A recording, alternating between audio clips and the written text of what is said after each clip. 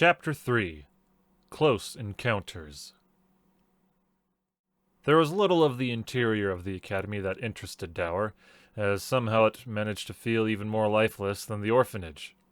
It was pristine, yes, but the soul of mud was far preferable to the soul of a polished and sanctified brick.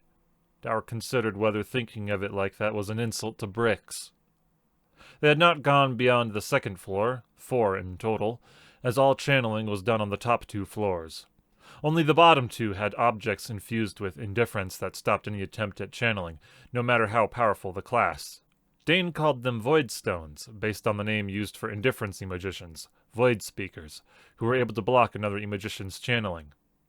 It was also claimed that, while channeling, they were able to communicate with Hell himself, which was a major turnoff for religious types. Void stones didn't seem to bother them, though. Probably because Hell had nothing to say to inanimate objects. Not that Dower believed it was really Hell from the 5 Sentinels speaking to void speakers. Some things spoke to them, but it could easily be the worst versions of themselves. Dower had been momentarily tempted to sneak off to the 3rd floor, but decided against it due to the brownie men that guarded every staircase. If the stairs to the 3rd floor were as long as the ones between 1st and 2nd floors, he wouldn't have gotten far. Dreadfully, it was going to be a month before he was allowed to the 3rd floor to start practicing his Emogic.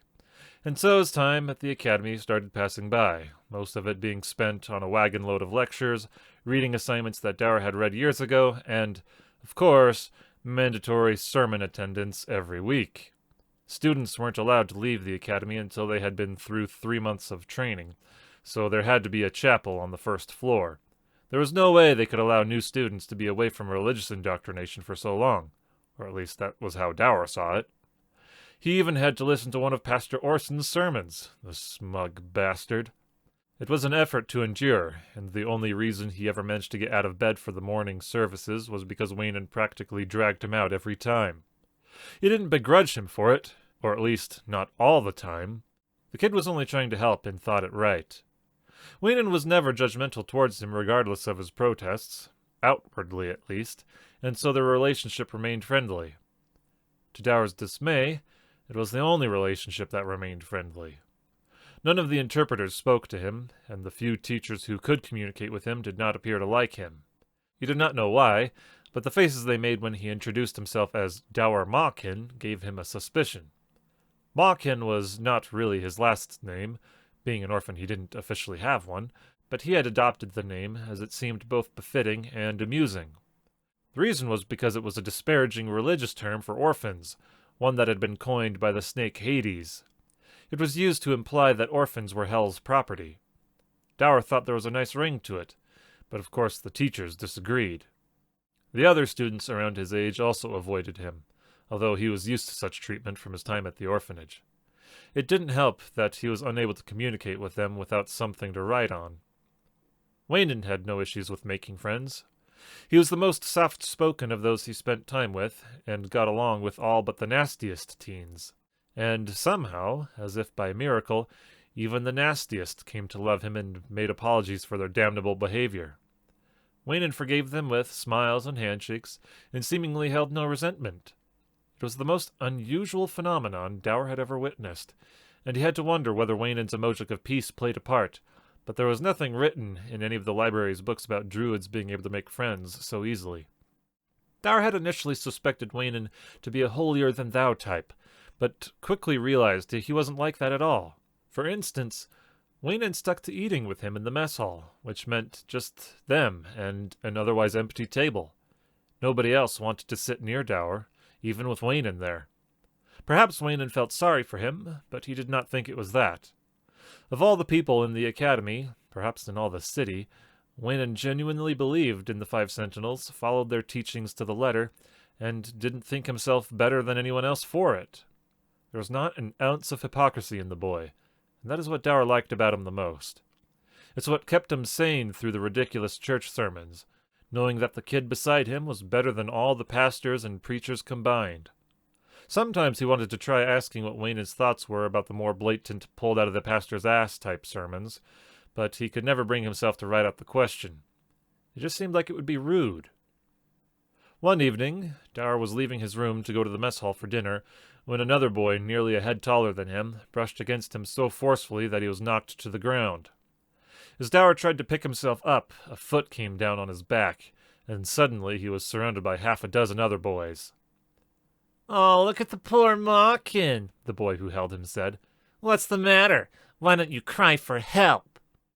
Dower recognized the voice of Fenton, a Class 1 worry Emogician, or sprinter, who was a suck-up to all the teachers and pastors.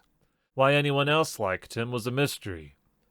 Laughs echoed around while Dower rolled his eyes and managed to sign, "I can still yell, dumbass. Look at his funny gestures. I can wiggle my fingers, too. Hey, what if he's insulting us? There's an easy way to stop that." Another boy stepped hard on Dower's hands, and he screamed. The other boys jumped back and cursed, even the ones on top of him. "What in heaven's name is that noise? That sounds worse than my sister's cat when it was sick. Sounds like a dying dog to me." Dower groaned as they laughed. None of his fingers felt broken, thankfully, and after flexing them he signed, "Go to hell." And he did not sound like a dying dog. He would know. A new voice came from down the hall. "Hey, I just saw Wayne go in. Come on, guys, let's ditch the hell-loving rodent and get some dinner." The others bellowed with agreement and strode away. Dower pushed himself up and flexed his fingers some more, glad they still bent in the right direction, but they still throbbed with pain at the movement. There's a healer when you need one. On the 3rd floor, unfortunately. The Academy always kept at least a Class 2 compassion Emogician on staff to treat injuries, but new students were only allowed onto the 3rd floor to be healed for the most serious cases. With a sigh, Dower continued on to the mess hall, moving slowly in the hopes that the boys would be long gone. When he entered the mess hall, he looked for Waynon and found him sitting at a table with Fenton and the others, who were all innocent smiles and pleasant manners. Dower grimaced at them and joined the line. He sat alone at his usual table and stared at Waynon while plucking at his plate and not caring what came up to his mouth or in what order. Waynon smiled apologetically the moment he noticed his stare, but Dower just rolled his eyes. Then, as if out of thin air, a girl walked up to his table and sat down across from him. His jaw dropped, and some food may have rolled out. The girl looked only a couple years older than him, maybe 17 at the most, and had long strawberry blonde hair with too pretty a face.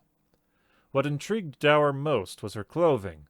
She didn't wear a student's shirt, just an ordinary dress, which meant she either wasn't an Emogician or she had already completed her training. "What, have you never seen a girl before?" she asked in a demeaning tone. "Oh, she's a witch," Dower thought, snapping his mouth shut. "Well, I'm not talking to her, whoever she is." He looked past her and saw Waynon and the others looking at them in a mix of surprise and disbelief. "That's just great." Hello," the girl said, leaning towards him and waving a hand. "Are you blind? Blind and deaf? Well, whatever your problem is, I heard you were a mind intruder." Dower blinked and looked at her. "Ah, so you can hear me. Well, are you a boredom Emogician?" Dower raised an eyebrow and nodded shortly. "Class 1? He shook his head. Class 2? He nodded. "Wonderful. Thank you very much, strange little alien." She got up and disappeared out the mess hall. Dower locked stares with Waynon, who shrugged at him. He shrugged back. Girls are the aliens, he thought. Once finished with his food, he went back to his room and changed into his sleepwear. Waynon came in shortly after. "Sorry for not sitting with you," Waynon said. "Fenton practically begged me to eat with him and the others." Dower grabbed his journal and charcoal and wrote, "Paradise 542? A verse about doing what others begged of you, so long as it wasn't wrong. "Yeah." Dower nodded and shrugged, but wrote, "Do you even like hanging out with them? They're just a bunch of jerks." "They're not jerks. Fenton is actually pretty smart." Dower rolled his eyes. "He knows a lot about history and battle tactics and stuff. His dad's a colonel. Is there something wrong with your hands? Why are they so red?" Dower had been unconsciously massaging his hands whenever he could. He stopped the moment Waynon mentioned them and resisted the urge to continue. He wrote, "It's nothing. I tripped and landed on them funny earlier." There was no way he was going to admit he was attacked and couldn't defend himself. Oh, maybe you can get them healed tomorrow if they still hurt. Dour's heart skipped a beat. Had it really been a month already? Quickly comparing the current date to when he had arrived at the academy, he realized it had. Are you nervous about Emogic lessons? Waynon asked. Dour shook his head and wrote, I already know how to use mine. I just need practice. You? A little bit. Being a druid sounds nice, but understanding plants and animals is kind of freaky. Bird songs are not what you think. Another time, Dour would have asked about the birds, but instead he wrote, Did you recognize that girl who sat down in front of me?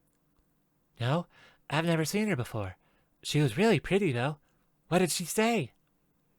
Just asked me if I was a mind intruder, that was it. Weird. What did you think about her? She's trouble. I'll be happy if I never see her again. Well, if she talked to you once, she'll probably talk to you again. I wonder if she's an Emogician. Dour groaned. That was the last thing he wanted to hear, but instead of complaining about it, he climbed onto his bed with the journal and charcoal and began to sketch. Art was what helped him relax, and so he began outlining a mountain. Landscapes were what he liked to draw the most, especially while stuck inside the academy. Not a single clear window was to be found. Plenty of stained glass along the halls and chapel, but it was impossible to see through any of them. Do you want to be an artist when you grow up? Waynon asked. Dour made a face and shook his head. What do you want to be then? Dour paused. He hadn't really thought about that, but a smile crept onto his face as something came to mind. Flipping to his writing page, he wrote, I actually do want to be an artist. A con artist. Oh, that sounds cool. What kind of art is that? Dour suppressed a laugh. Religious art. Nice. I think you'd be pretty good at that. Dour faked an appreciative nod, and on the inside was convulsing with laughter. If Waynon had one fault, it was naivety. The kid couldn't be helped, having grown up in a small farm town with his mother and grandmother who didn't have the time or resources to give him a proper education about the world.